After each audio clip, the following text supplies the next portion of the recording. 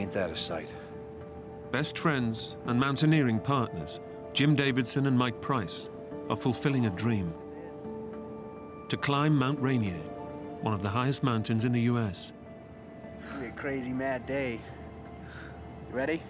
Let's do it, Jim. Let's do it, bro. The two men have been climbing together for 4 years. I first met Mike in 1986. We were both going to Colorado State University. We had a like mind and a similar love for the mountains. As Jim and Mike have scaled mountains all over the US, their friendship has grown deeper.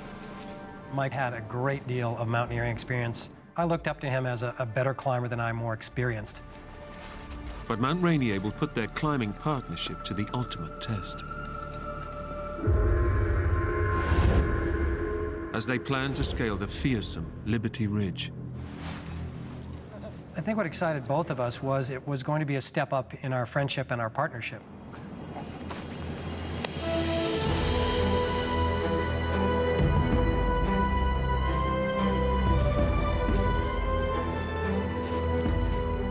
On the third morning of their trek, they're ready for the final leg of their trip, up to the 14,000-foot summit.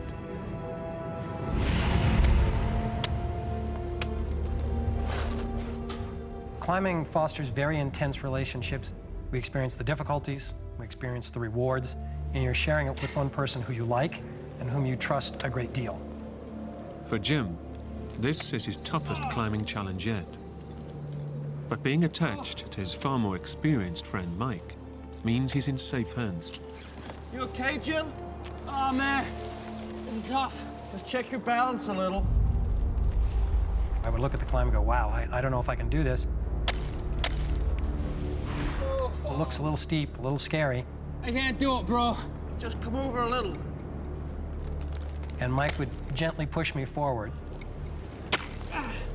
You're doing good. I thought, well, if Mike thinks I can do it, then I probably can. Mike's expert leadership means that their final push to the summit goes without a hitch. Whew. Just as I pulled myself onto the ice cap, Mike was sitting down with a big grin on it. Welcome to Liberty Cap.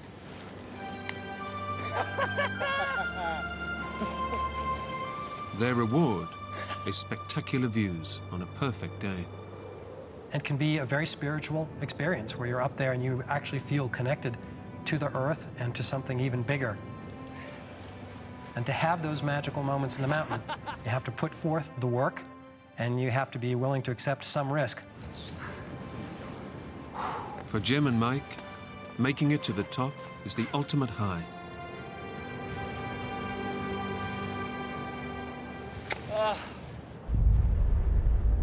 Having realized their dream, they're now ready to get home to their families. But first, they face a tricky decision. The most standard descent routes are on the south side at Disappointment Cleaver. That would have worked fine for getting down, but would put us on the opposite side of the mountain from where our car was. So they decide instead that it will be much quicker to take the shorter northeast route down.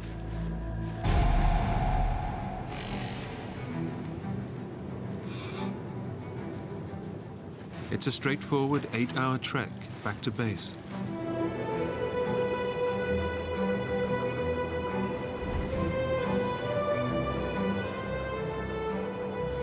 Hey, Jim. Yeah.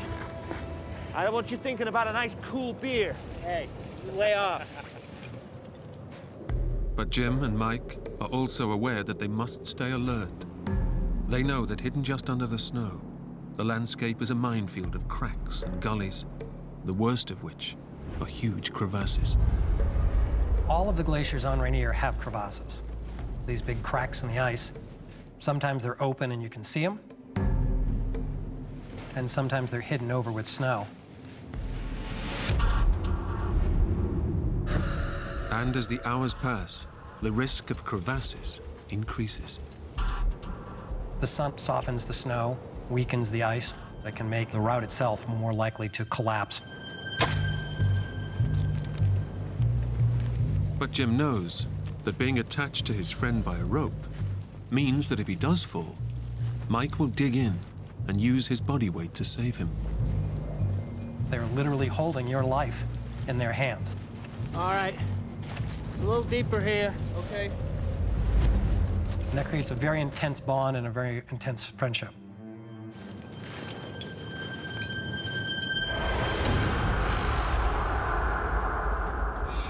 But an hour into their descent, they realize that the route they've chosen catches the full heat of the sun.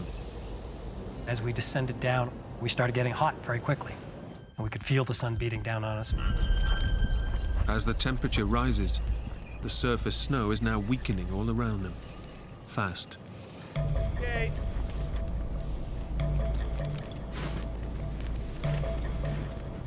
Our boots would sink in deeper, and our ice axes would sink in deeper.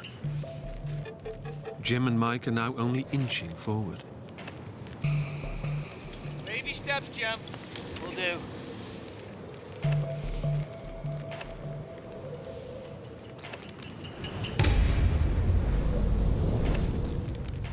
In these conditions, one false step could be deadly.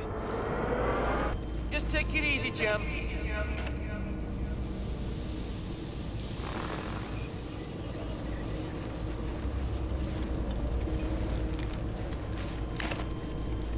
And all of a sudden, I sensed something.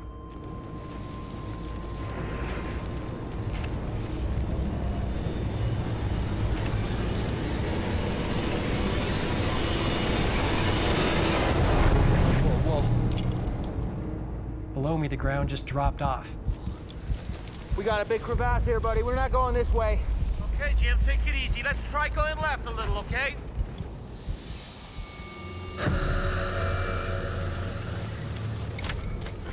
It's been a close call, and Jim now realizes that real danger is lurking all around them.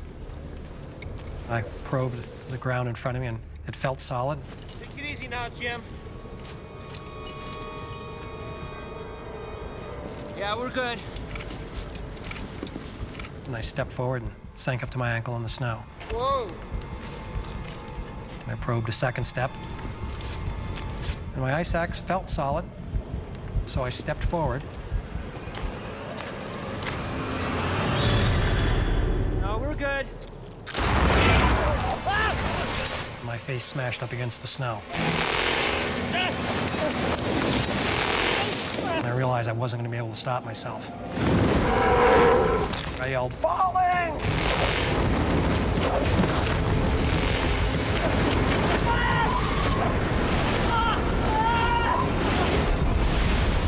I swung my arms and legs around in the darkness. And I realized this is a big crevasse. If Mike can't get a grip in the slushy snow, then nothing can stop them both plunging to their deaths.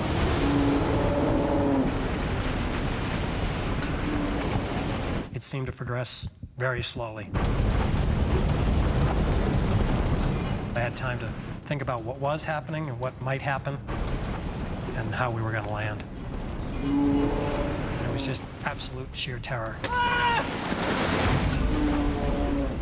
I was tied to Mike, so I thought in another second or so the rope will get tight and catch me.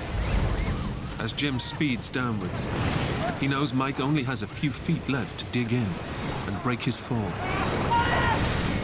I thought 10 feet, 20 feet, 40 feet. Mike should have caught me by now.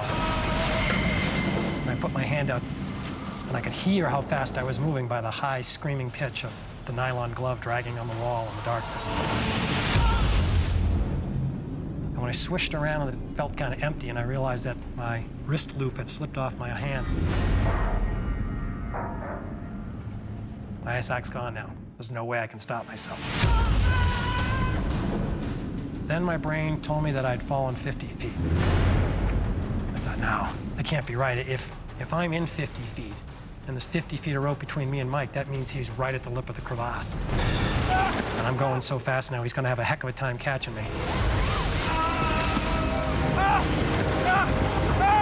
And I thought, come on, Mike, dig in, dig in.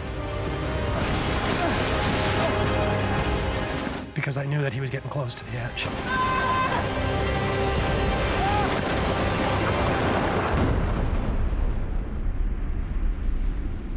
felt the rope jerk once and then go slack.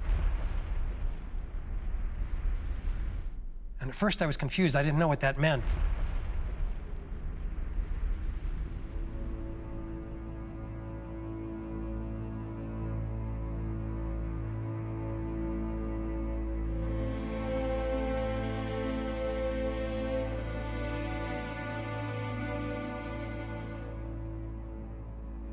It was a sense of helplessness and sort of a soft sense of sadness, like, well, now there's literally nothing we can do.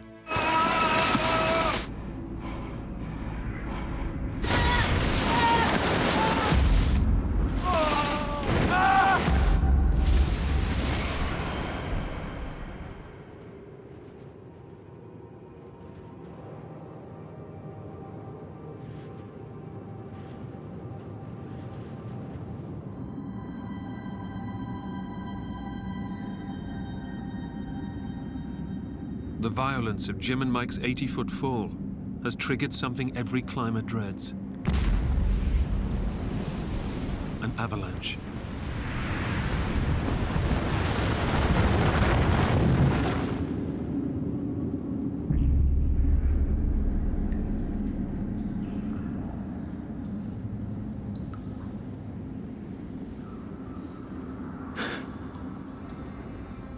I was stunned for a second or two. Jim is completely trapped and is unable to move. I could feel the weight pushing down on my body. I can't believe it. I survived that fall, and now I'm buried alive. He has only a tiny pocket of air around him and will suffocate in minutes. You really can't control the fear. It just surges up. I couldn't see that I was going to be able to get out of the snow. I was probably felt truly helpless at that point. Now I just have to sit here and wait for the end of my life when my oxygen runs out. In desperation, he summons every last atom of strength to try and find a way out. I tried to focus all my mental power and physical power in just my right hand.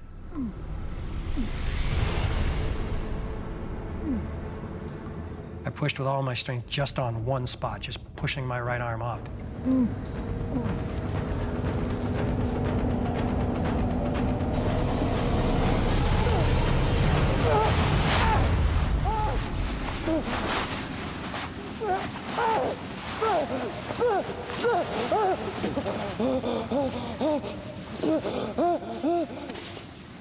Jim has survived, but there's no sign of Mike. Mike! Say something, buddy! I heard Mike answer back. I heard him nearby. And what I heard was a groan. Mike? Mike! I knew that he was hurt, and he was hurt bad. With no one to break his fall, Mike has suffered the full force of the 80-foot drop.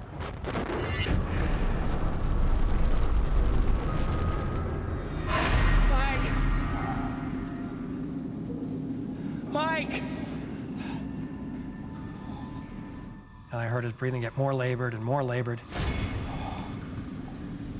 Mike, answer me, buddy! I started digging at the snow faster. Say something, buddy! I heard Mike exhale once, and then he didn't inhale. And I thought, no. It can't be that he's not breathing. I must have just missed the sound of him inhaling and exhaling. Mikey, stay with me, buddy. Mikey! Mikey! I couldn't quite believe what was in front of me, but I had to accept the reality. I had to accept that he wasn't breathing, and I had to do something about it.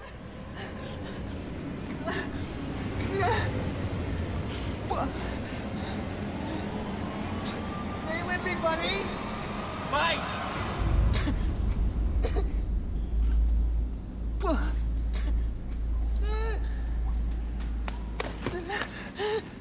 I didn't get any response. I could just feel this surge of fear boiling up inside me.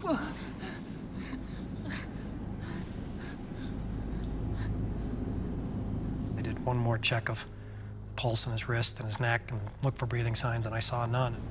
No. Come on, buddy, wake up. We're getting out of here. Come on, Mike! God damn you!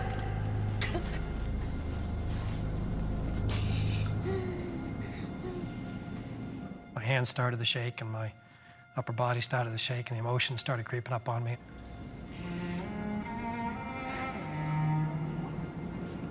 After 4 years and hundreds of hours climbing together, Jim has just lost his closest friend. I just slumped my head against his chest and I could feel the tears welling up in my eyes that my friend was gone.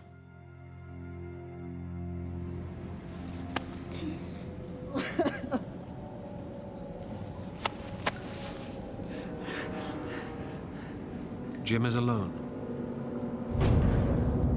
trapped 80 feet down a colossal crevasse.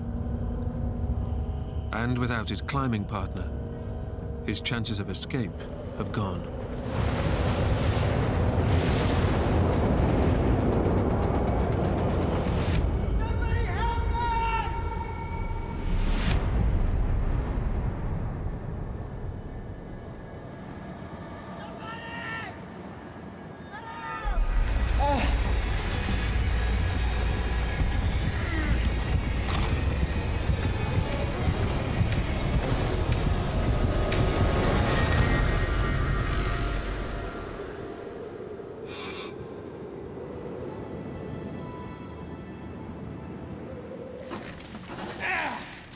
After hours of grueling climbing, Jim is within touching distance of his last great obstacle, the overhang. If he can get past it, he'll have only 20 feet left to climb. But he's beginning to realize that he may be on his last reserves of energy. I was physically winding down, and I could see myself moving slower and slower. At this point, I think my body was kind of grinding to a halt. Jim's loneliness, exhaustion, and despair are finally too much for him. I was starting to feel so beat up physically and psychologically, I wasn't sure that I was going to last long enough.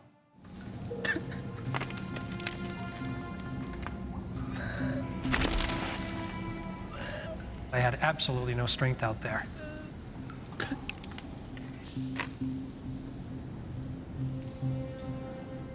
Jim has lost a mountaineer's most powerful tool, his self-belief. And I started thinking about Mike.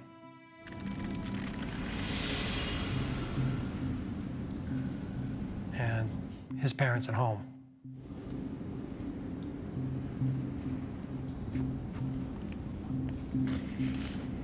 And how all I could do was get out of here and let them know what happened to him. Even though no one would have known if I just gave in to the cold and sleep, that wouldn't be honoring the people that had helped me and what they had taught me. Mike teaching me to always give your best for the partnership. You don't give up just because it's hard. You stick with it. Jim knows he must find the strength for one final push to the top.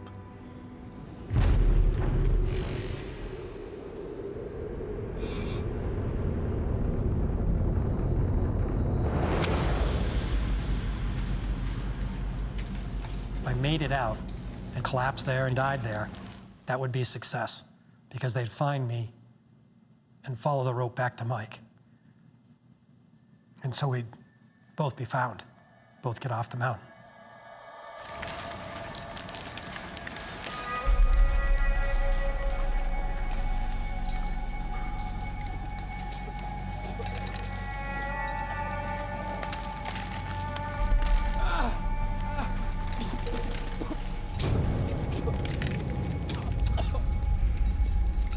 And I watched the spit drool down a little bit, and the blood froze in place on the wall.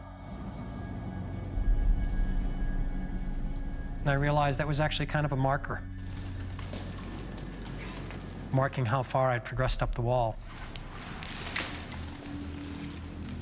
It was a psychological game to prove to myself that even though it was painfully slow and horribly scary, that I was making progress.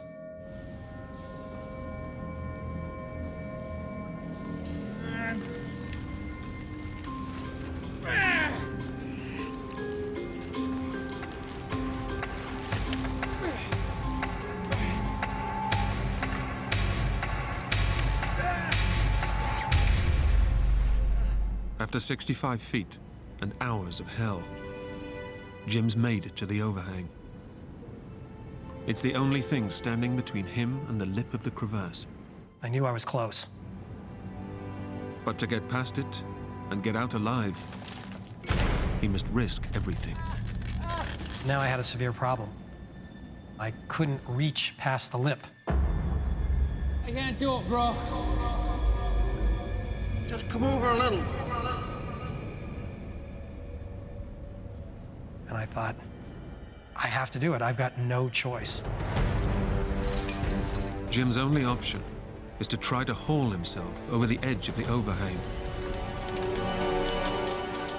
If he makes one single mistake, he'll fall to his death.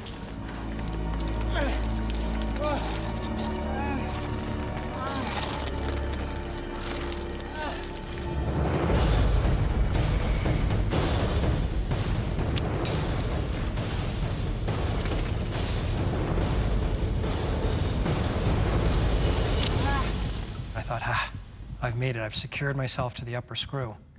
And I took my ice axe off the lower screw so that I could hang onto it. I realized I had just made a huge error. Jim has broken a climber's golden rule. He's attached himself to his chest instead of his waist. The chest harness cinched down around my chest and squeezed the breath out of me. And some voice in my head was just screaming at me, saying, "It's all over. You're gonna die hanging from this ice screw." I was gasping for breaths. I would get one occasionally when I would get one ice tool in the wall. I could get a little weight off and I would get 2 breaths, and then I would slip and slump back onto the sling and it would squeeze me tight again. I had to get off that ice screw. Unless he can find one last surge of energy, Jim knows he has just seconds left to live.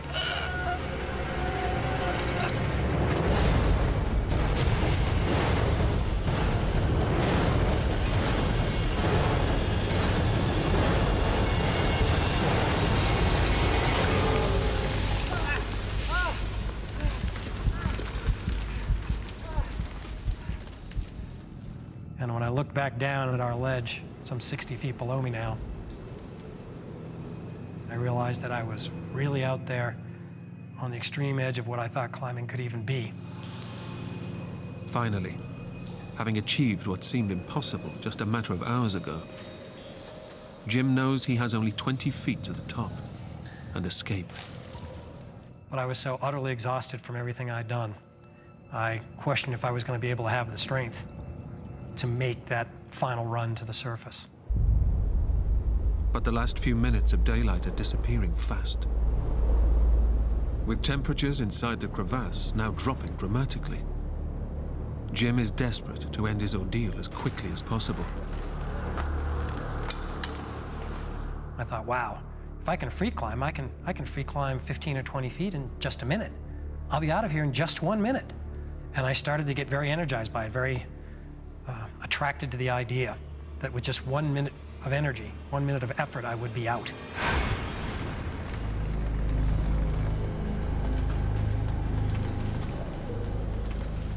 I heard Mike's voice just clear as a bell, and he was like, "Don't." He said, "You're not strong enough, you might slip, and if you slip and fall, it'll be all over. You can't take that risk." He knows that Mike's words could be the difference between life and death. No matter how hard and time-consuming, Jim should carry on aid climbing.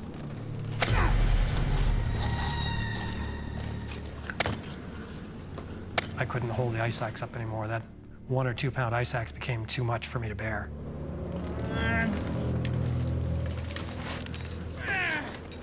And I was truly getting down to the end of my energies.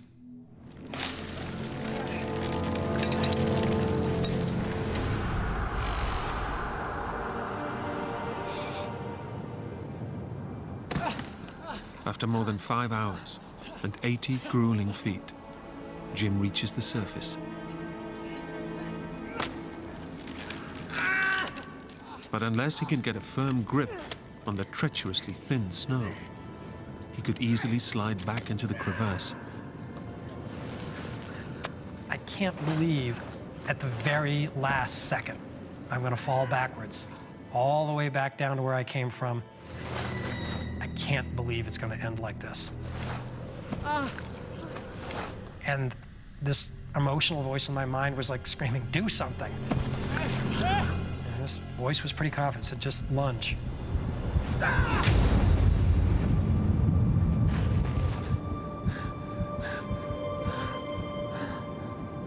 I looked back where I had last seen Mike just before the fall, and I could see where he was standing, and there was a very sharp groove in the snow that proved to me that Mike had dug in as hard as he could to catch my fall.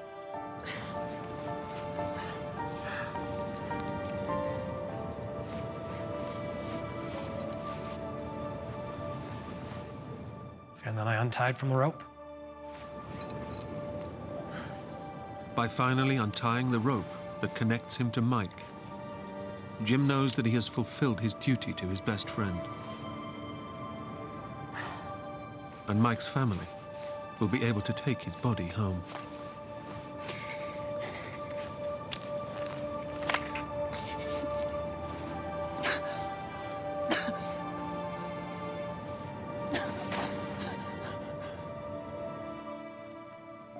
All that emotion that had been trapped down inside me for over 5 hours just gushed out.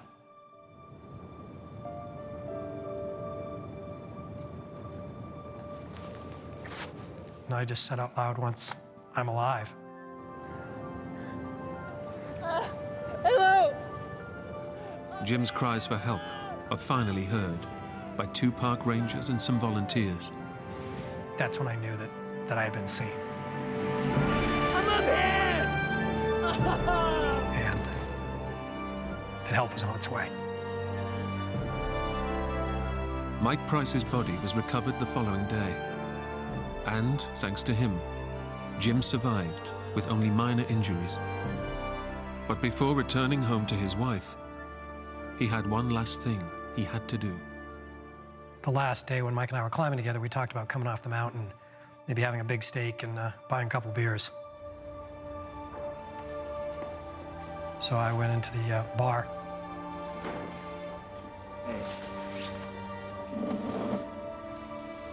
And I ordered 2 beers. One for me, one for Mike. Thanks.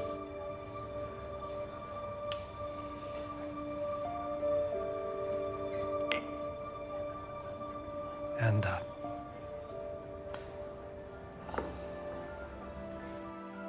I sat there and drank them both.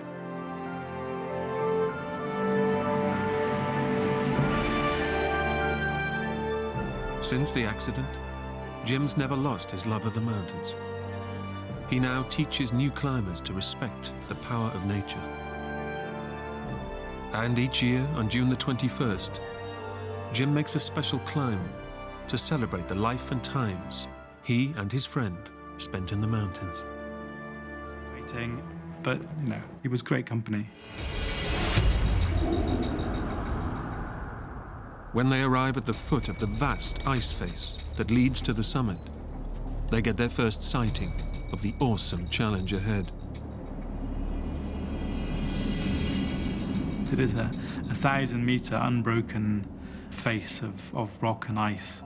So it was pretty scary, but also, really got our adrenaline going, I think. Got a coin? Yeah. Heads or tails? Heads.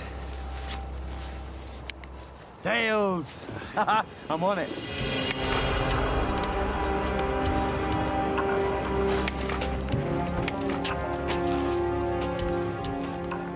And that moment when you're actually on the climb, it's as if all that nervous energy just disappears. It just dissolves into the sheer joy of the climbing itself. In midwinter, the weather in the Alps can change in an instant. But today, the two men have ideal conditions for their climb. How's it looking out there? Great, mate! The ice is absolutely perfect! Scaling Lake Huat is a 2-day climb. And as dusk falls on the first afternoon, the two friends find a ledge to rest up for the night.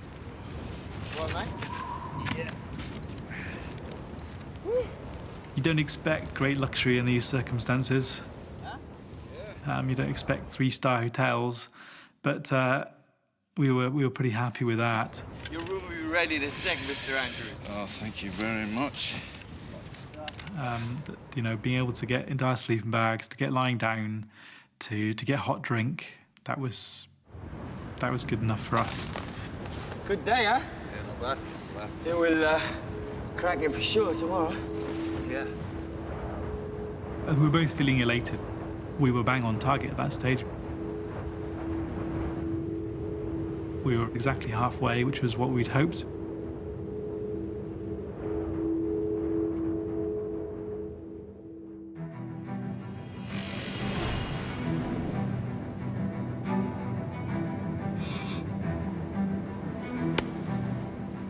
As dawn breaks, the two men set off on the final ascent to the summit. A sheer vertical ice face, one of the toughest climbs in the Alps. There's no ledges on the face where you can take a break. And so it is very tiring on your calves, your calf muscles. Essentially, you're standing on your tippy toes all day. By about lunchtime on that second day, we were feeling pretty confident at that stage. We were feeling that, you know, we were going to reach the top within a few hours. They make great progress. But 800 feet from the summit, conditions suddenly change.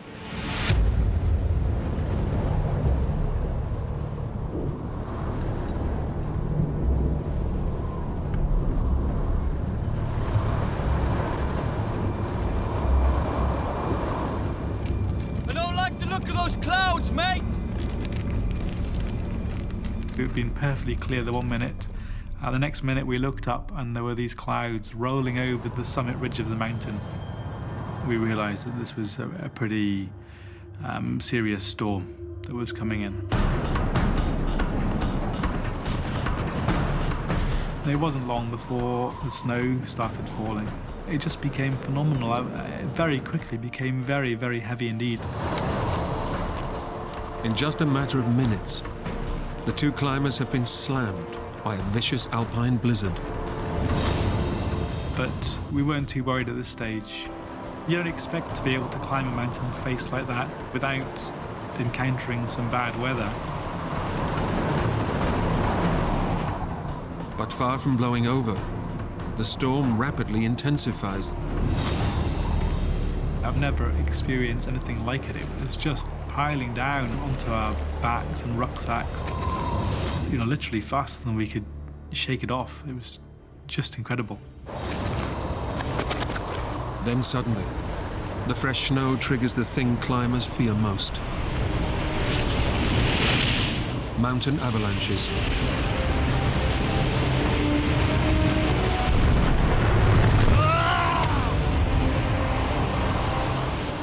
You just have to hold on to your ice axes as tightly as possible, just close your eyes and hope for this avalanche to pass. It was horrendous climbing in those conditions. It was just really, really, really hard. The two friends are now clinging to the side of the mountain, knowing every step could be their last. It became a job of survival.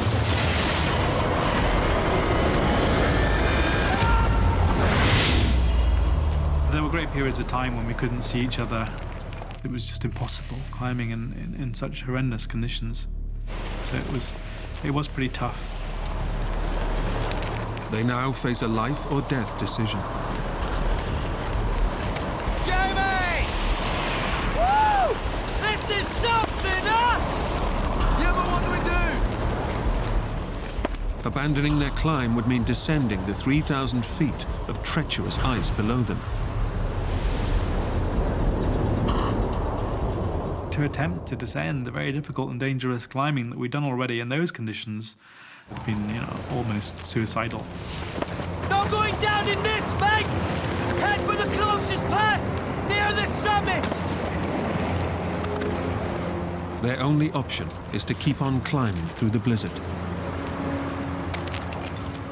If we could reach the summit ridge, we would be safe from the avalanches.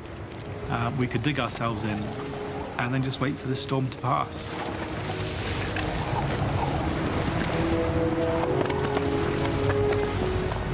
The two friends battle on, but it's desperately slow progress. By the time it was starting to get dark, suddenly one of the bolts on my right ice axe started to work loose.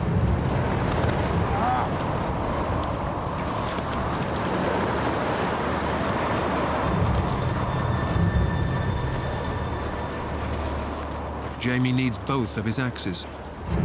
They're his only way of scaling the ice face.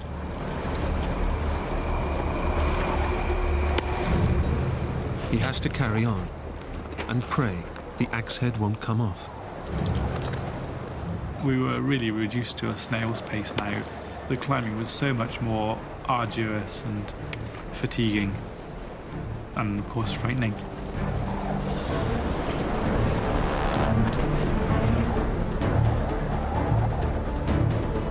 In the raging blizzard, and with a broken ice axe, the two Jamies know that what began as an exciting adventure has turned into a potentially deadly climb.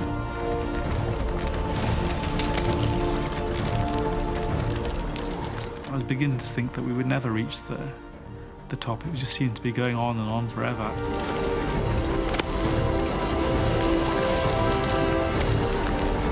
Jamie! But it was Jamie who suddenly let out this yell. I'm found somewhere! And I knew from his tone that this was it. He'd made it. He was at the top.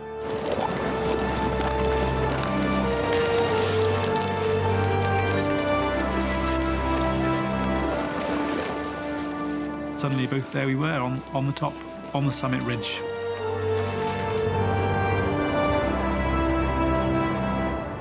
And that was great. That was fantastic. At the summit, the two Jamies can finally rest and wait for the storm to subside. But the ridge is just a sliver of ice, 3 feet wide by 5 feet long, with sheer drops of over 1,000 feet on either side. The place where we arrived was really a knife edge of snow and ice.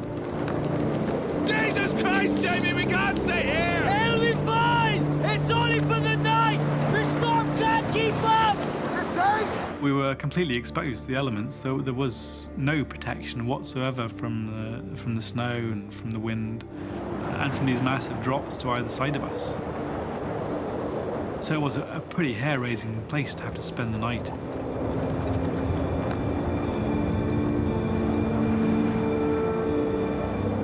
They get into their bivvies, water and windproof bags used for emergency shelter. It's their only protection from the storm. We'd eaten most of the food that we'd brought with us. We still had a couple of packets of biscuits and some chocolate bars. That's basically what we had left. Our more immediate concern was water. It was too precarious to light the stove, to melt snow for water. They'll only survive a short time without water. Their hope is that the storm will pass.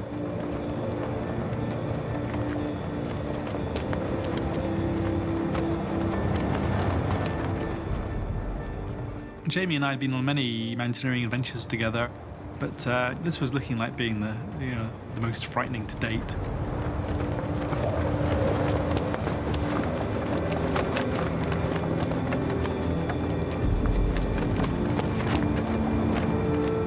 All the two men can do is hunker down, knowing that one careless move will send them 1,000 feet to their deaths.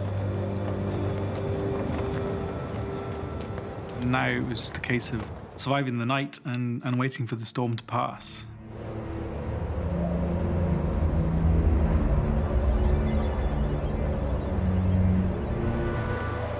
The two climbers are desperately weak from a lack of food and water. In order to survive, Jamie Andrew knows he can't let his friend lose hope. Neither of us ever mentioned the possibility of not making it. We only talked about positive things. Jamie, what's the first thing you're gonna do when you get down? Oh no. I'm gonna have a nice hot bath and a boat. I'm gonna have a huge pot of tea with about 20 sugars. Sod the tea. I'm gonna have a lukewarm beer. Good man. Good man.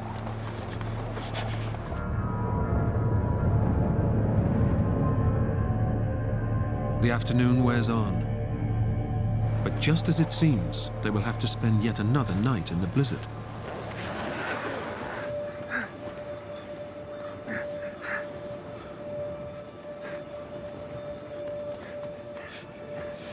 It's starting to break. Jamie, the weather's starting to break. I looked out, and there, for the first time in days, we could see the mountain peaks on the other side of the valley.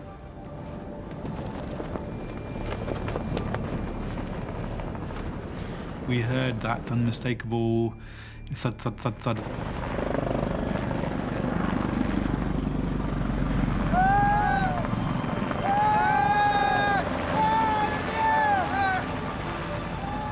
And straight away, they saw us. That was just an incredible moment. We were rescued. We were down in the valley. We were having hot baths and hot meals, and all that went through our heads. But as the helicopter attempts to hover directly overhead, it's pushed back by fierce mountain winds. Where are they gone? We realised what the difficulty was. It couldn't hover anywhere near us because of the massive updrafts that blew up the mountain face. Time after time, the helicopter is forced back. Finally, the pilot manages to get within yards of the stricken men. We could literally see his face.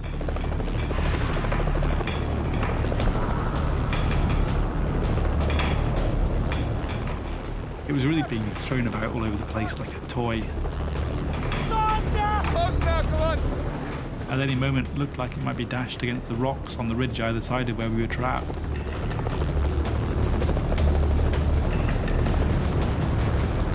But at the last moment, the pilot loses his battle with the wind and is forced to abandon the rescue. I can't describe how gutted we were to be left there on the mountain on our own. It just felt even more lonely being there, having seen other people for the first time in days, and then just be left abandoned to our fate on the mountain again.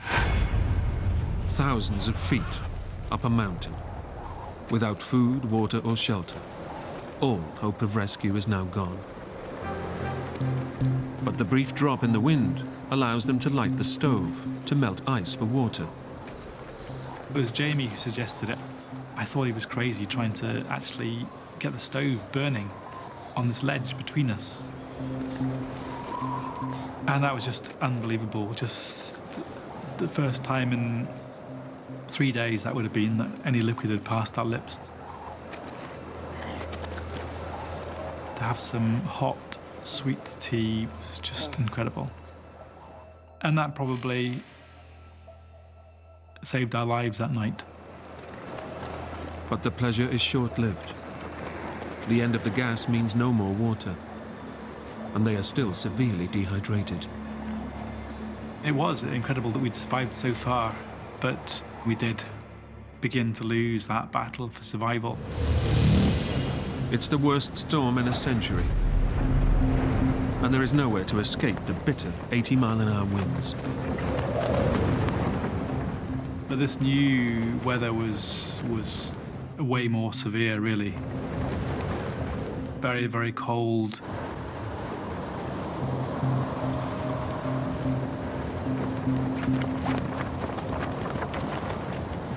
That kind of wind chill, the human body just can't survive for very long at all.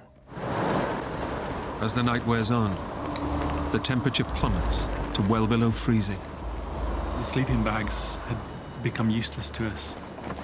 The snow had got into them, made them damp, and then that damp freezes. So effectively, the sleeping bags had frozen.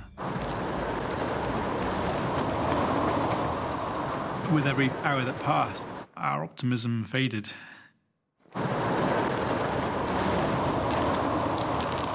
During that night, we did begin to lose that battle for survival. What hill are we on? What? Where are we? Jamie was becoming more and more confused. He didn't seem to know where we were anymore.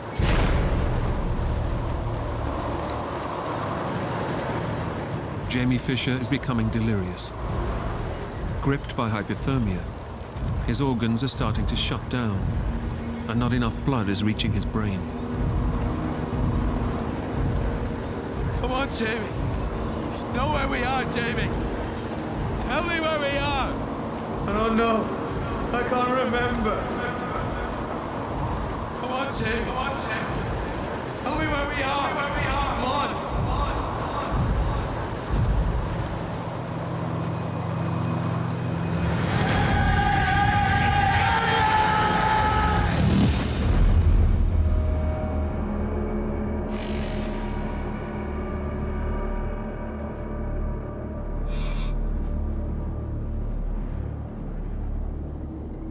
My only real memories of that day are just of desperation. During the night, Jamie Fisher's sleeping bag has come loose. Knowing his friend needs every ounce of warmth, Jamie Andrew tries to zip it back up. I just pulled it in, and then I realized suddenly that I couldn't move my fingers.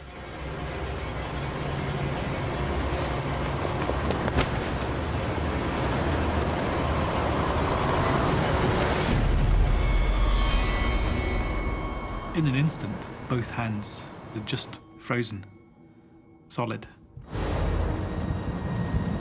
His hands are frostbitten. His blood and tissue have turned to ice and are irreparably damaged. And I remember just, in a futile kind of way, just knocking my two hands together and listening to them as they just went thunk, thunk, thunk.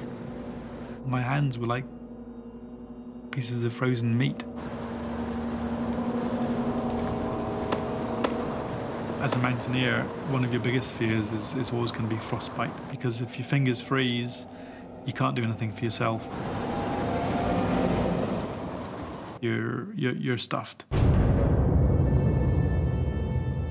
Jamie is completely paralyzed. He watches helplessly as his best friend, in the final stages of hypothermia, begins to lose his mind. We gotta go. I gotta go. We gotta go. We gotta go.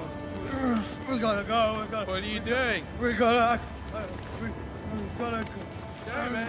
And Jamie really became quite delirious and was just sort of thrashing about all over the place. Jamie, what are you doing? I gotta go! Jamie, stay here! If it wasn't for the fact that he was tied to the mountain, he probably would have fallen off. Jamie, Jesus Christ, you're gonna push us off the edge! Jamie, you're gonna push us off the edge! I desperately tried to bring him back, to remind him, you know, what mountain we were on, what we were doing there.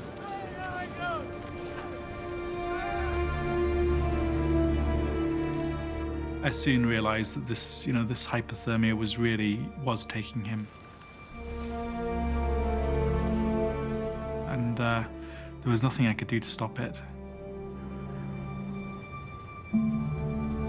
After 5 days, battling to stay alive on the mountain, the two climbers are now just hours from death.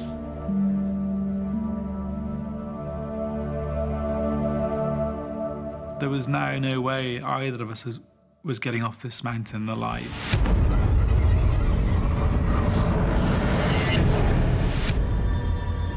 His hands and feet now solid blocks of ice. Jamie Andrew is helpless to do anything to save his best friend. Once Jamie's core temperature had dropped, his brain was no longer getting the oxygen it needed. Eventually that deliriousness gave way to unconsciousness, and ultimately he just stopped moving altogether. And when I saw that taking hold of him, I knew that this really, really was the end. That there was no hope now. And of course, having frozen hands myself, there was nothing I could do.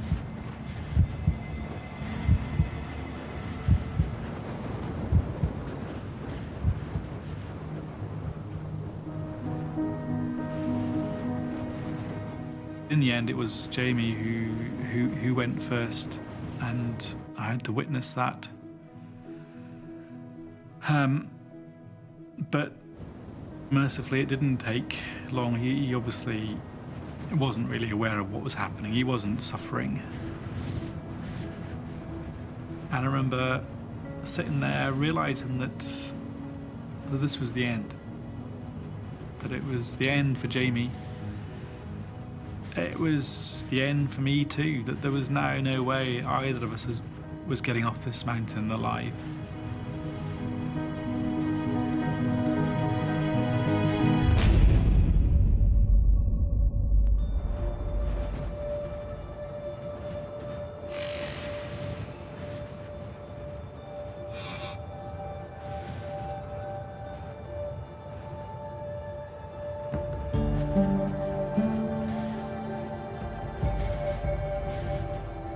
Sometime later, and I have no idea how much later, I opened my eyes again. And the first thing that I saw was rays of sunshine as they lit up all the mountain peaks all around me. Moments later, I heard that helicopter approach.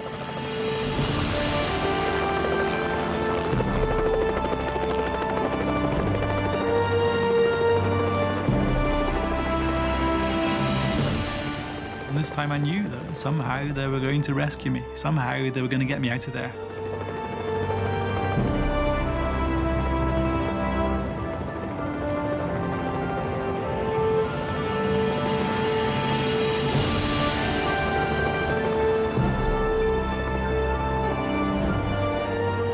I was spinning 1,000 meters above the glacier in space in what was literally one of the most spectacular and daring rescues in the history of the Alps.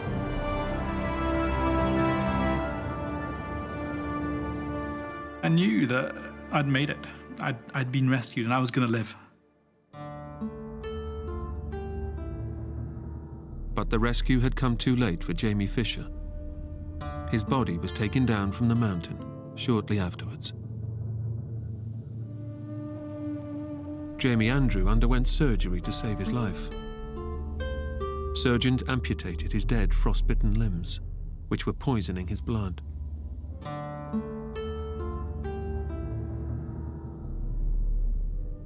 They were very dark days indeed, those first few days after the accident. But on the other hand, I knew that this was to be the low point in my life, and now I could get on with the job of putting my life back together again. For Jamie Andrew, years of reconstructive surgery and rehabilitation followed. But the memories of those 5 days on the ridge are never far away. I had survived. I was a lucky one.